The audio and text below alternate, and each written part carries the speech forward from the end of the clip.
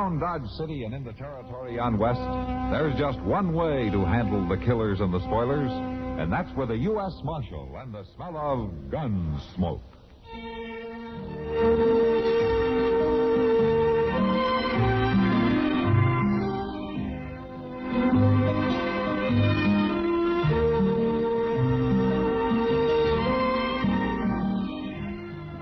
Come up, Chester. And we'll bury Bull. Bury him. Violence that moved west with young America, and the story of a man who moved with it. I'm that man, Matt Dillon, United States Marshal. The first man they look for and the last they want to meet. It's a chancer job, and it makes a man watchful and a little lonely.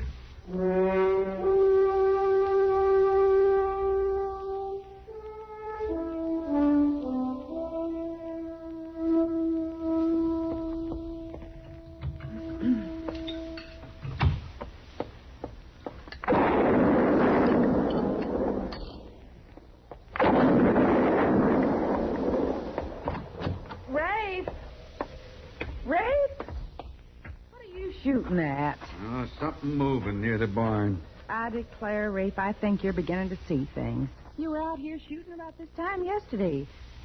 Come on in and have your supper. I saw something, I tell you. I'm going down there. Now, Rafe, your eyes are playing tricks on you in the twilight. You didn't find anything last night, did you? I didn't get a good look. You hollered me back here like the Injuns was after you. A woman likes her supper et once she sets it on the table. Come on, Rafe. You're probably getting cold.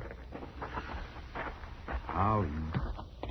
But one of these times, I'm going to get a good shot at him. Put that gun down and pull up to the table.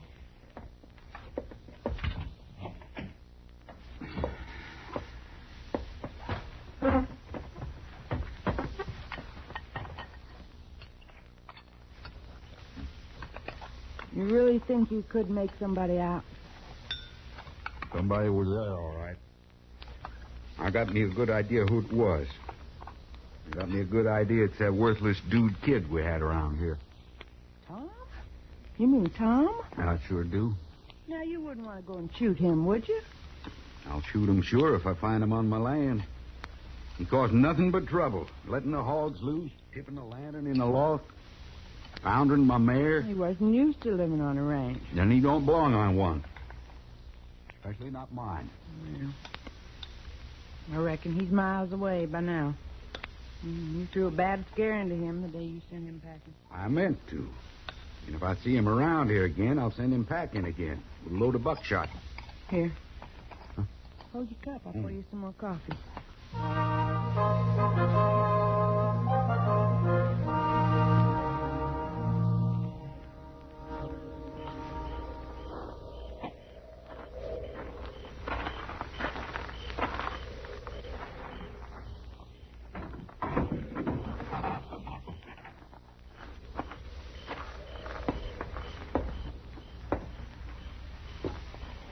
Boy?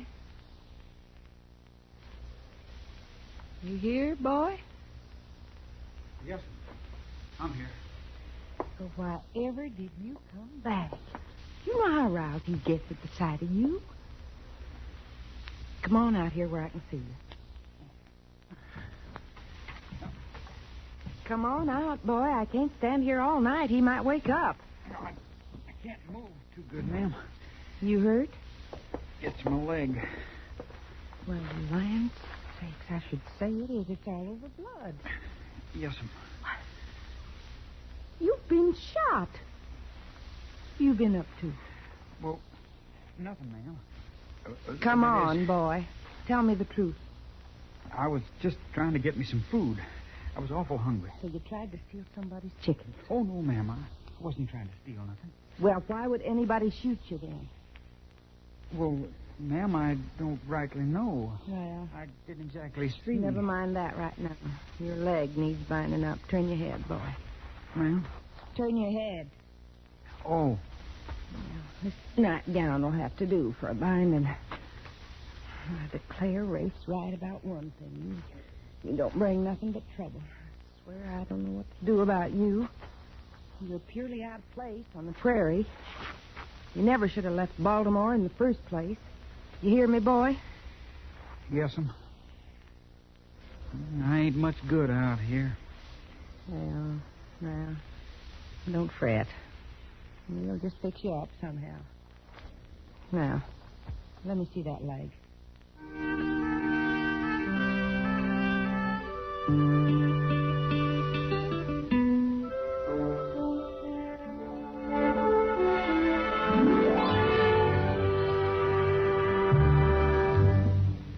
Now, just listen a minute, if you will. I've got a little story to tell you. Well, it's not so little. It's sort of a tall tale. It's about a legendary hero, a logging hero. You know, logging is a pretty important business. And this hero, Tony Beaver was his name, well, he gets most of the credit for making it what it is today. Now, Tony came from the Eel River country.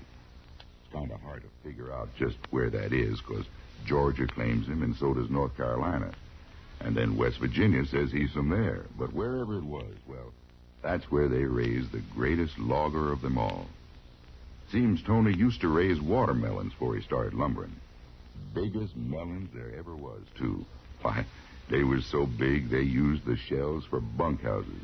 That's where the Army got the idea for Quonset huts. Yes, sir. Well, it seems Tony was bringing in a load of these melons by flat car one day, and he was clipping along pretty fast when he hit a curve and dumped the whole load into the Eel River. Bouncing down the hill broke them all to smithereens, and the seeds, which were big enough to sit on, floated downstream and jammed up against a sawmill dam. Old Tony, he wasn't short on brains. He made a deal with the mill owner, who took the seeds off his hands and sold them for hardwood. And that's how Tony got started in the logging business. First thing you knowed, everybody was floating their logs down rivers to the sawmills, same as Tony'd done with the melon seeds. Two-man saw was his idea, you know. Of course, he made that big saw with a handle on both ends just for his own use, so he could clear more acreage of trees during a day's work. But a couple of his men got into a fight over his saw one day, and while they was a-tugging back and forth trying to get the saw away from one another, why, they sawed clean through a big tree. Yes, sir. That two-handled saw worked real good for two men. Loggers are still teaming up with it today. That Tony Beaver, he was the heart and spirit of the logging country. Many's the tale, I could tell you. And you'd believe me, too, wouldn't you? Say, isn't it nice being citizens of a country where you can laugh and talk about things free as a breeze? And write and read and worship, too. Yes, sir. Maybe you don't think about it much, but you should.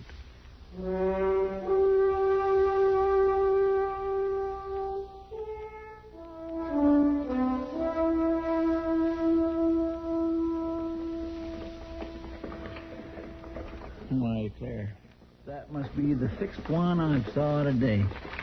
I said that must be the sixth one I've... Oh, excuse me, Mr. Dillon. I didn't mean to disturb your reading of the paper. Oh, that's all right, Chester. What are you counting, anyway? Ladies. You keeping track of the ladies all of a sudden? Well, no, sir, but it seems like today there's a lot of extra ones driving into town. I must have counted 6 at least. Yeah, and what do you make of it? Oh, I know why they're here, all right. Is that doings that the church are getting ready for? Doings?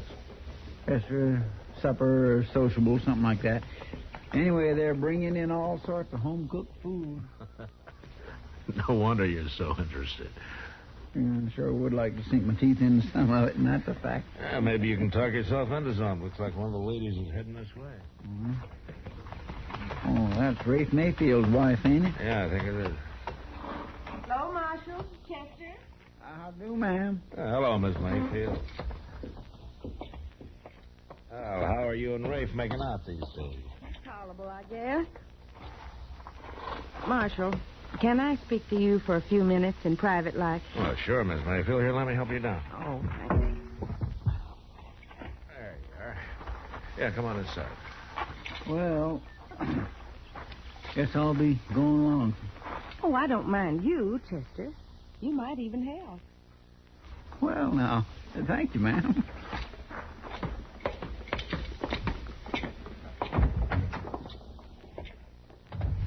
Chester, pull up that chair for Miss Mayfield, will you? Yes, sir.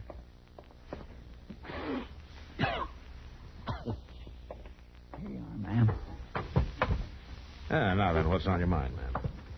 Well, Marshal, we've known each other for a long time, haven't we?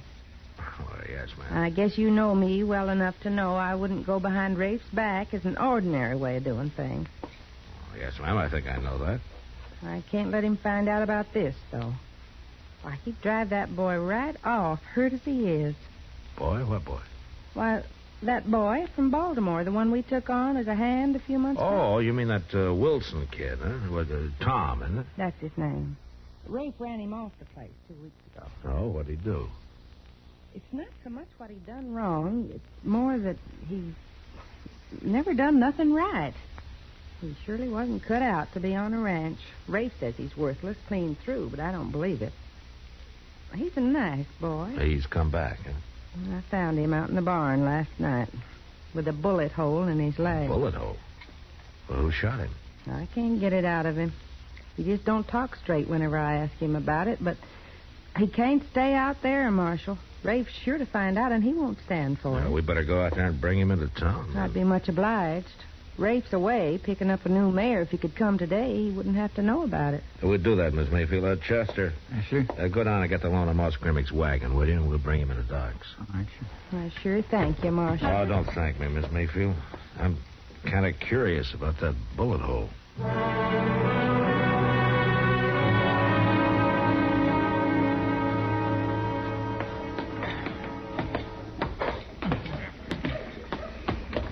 You'd think a doctor's office could be a little handier to get to instead of all these stairs. Oh, I'll make it all right.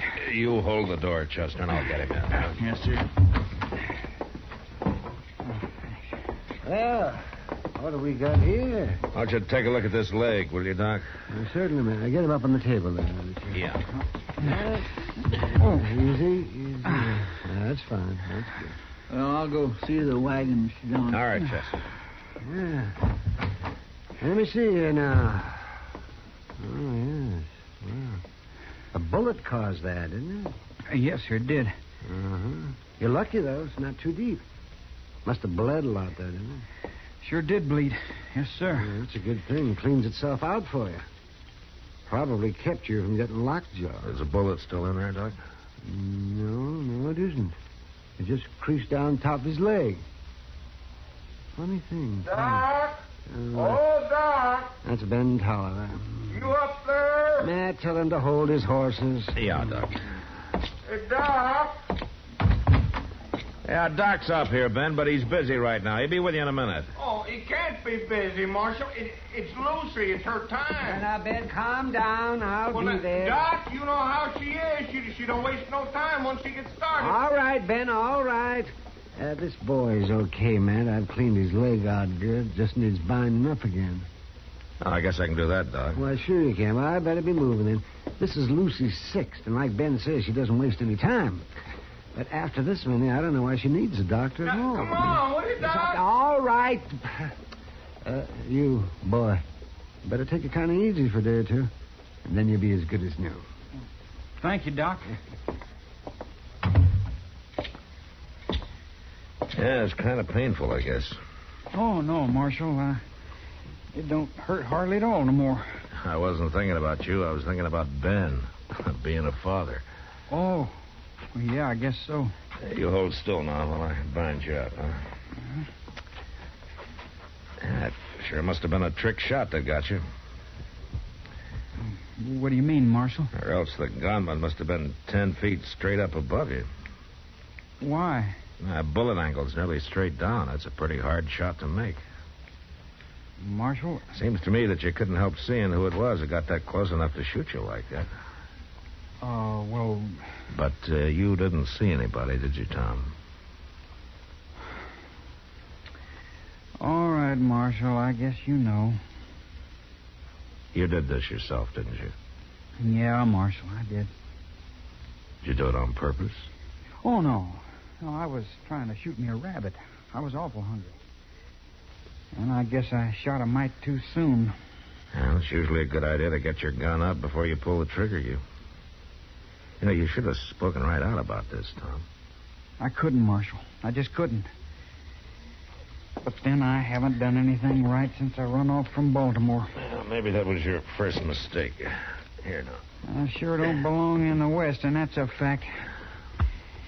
But, well, when you're so all-fired clumsy you shoot yourself in your own leg, where do you belong, Marshal? Yeah, there's lots of accidents with guns, Tom. That's no disgrace. You don't understand, Marshal. I ain't done nothing right. Besides, I'm scared of guns. Now, Tom, the man who isn't scared of guns is a fool. I tell you, Marshal, I never thought it would be like this. I didn't get scared when I was reading them stories and hearing folks tell their tales about the West. But once I got out here, well, nothing's been right. Oh, I shouldn't have come. Well, you can always go back, I guess. No, I can't. Leastways, not like this. You got any folks? Would they send you any money? Oh, yes, sir, they'd send it, but I just can't ask for it. I can't go back with my tail between my legs. I can't go home while I'm yellow, while I'm afraid of a gun. Yeah, there you are. Well, all right, you can climb down off the table now. Can you bear any weight on that leg? Yes, sir, I think so. Well, if you do think so, I'd be able to walk down as far as Delmonico's and get something to eat, huh? Oh, sure, Marshal. Thank you.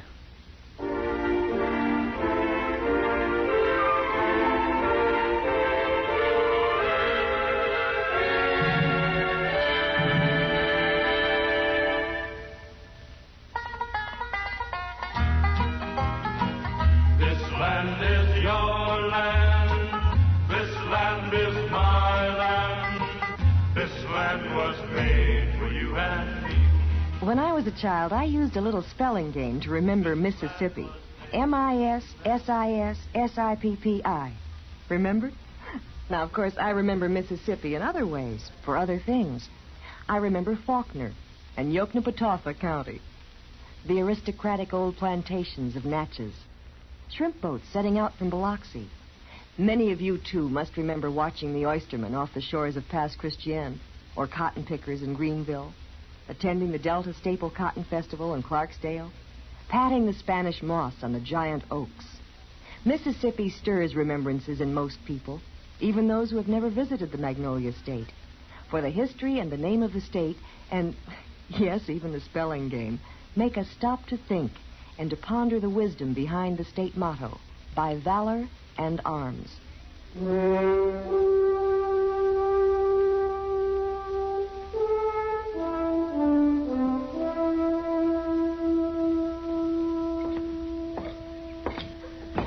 Hello, Matt. Hello, Kitty. I was just on my way down to see you. Huh? Thought I might have a glass of beer. Oh, come on, then. It'll be a pleasure. Okay. Oh, Seems to me that you couldn't help seeing who it was that got that close enough to shoot you like that. Well... But you didn't... Well, been kind of busy, Kitty. yeah, that's what I hear. I understand you've adopted a boy. No? Who told you that? Isn't it true? Isn't that Wilson boy staying with you? Well, just till he gets himself enough money to go back to Baltimore. I never heard of you taking such an interest before, Matt. Kitty, he's got things pretty mixed up. Poor kid thinks he's no good. Oh. And you think you'll figure he's not so bad if the marshal will put up with him, huh? Oh, now, Kitty, It's all right, Matt. I don't blame you. He seems like a nice boy. He waited on me yesterday at Mr. Jonas' store. Well, another month, and he'll have earned his train fare back home. Couldn't somebody lend it to him? No, he won't take it. Says he's going back on his own, the same way he came. Sounds kind of proud and foolish to me. Well, yeah. Marshal Dillon. Yeah, Mr. Jonas. You better come quick. What's happened? That boy, Tom, He tried to shoot it out with a hold-up, man. What? I'm afraid he's dying. Kitty, go get Doc, will you? Oh, sure. Come on, Mr. Jonas. Yes, sir. Where is he? I carried him into the storeroom. Exactly what happened. Well, I was behind the counter. This man came in and held a gun on me. Yeah? You tried to do anything about it? Oh, no, Marshal. I just put my hands up. There isn't enough money in Dodge worth getting shot over. Then the boy rushed in, huh? He must have grabbed a gun off of the shelf. He stuck it in the man's back, and the fellow whirled and shot him. And the boy didn't even get a chance to pull the trigger. And the man got away? Marshal, he got away. And I'll find him, all right. Right back here, Marshal.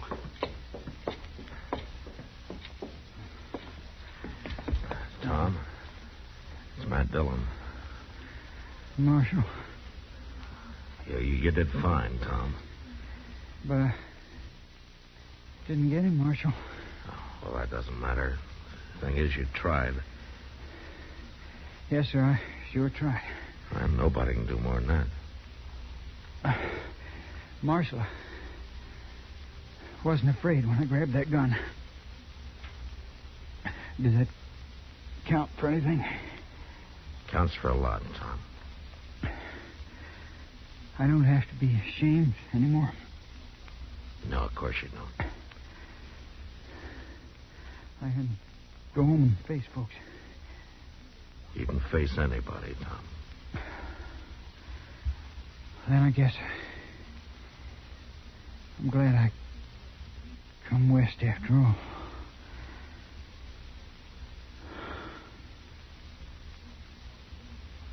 Tom? Is he dead, Marshal? Yeah, he's dead. It's a shame. Just a shame. I'll tell you what's the real shame, Mr. Jonas. There are a whole lot more Toms back in Baltimore and all through the East, growing up with the idea that out here a man's not a man without a gun. I tell you, Mr. Jonas, I hope the rest of them stay home.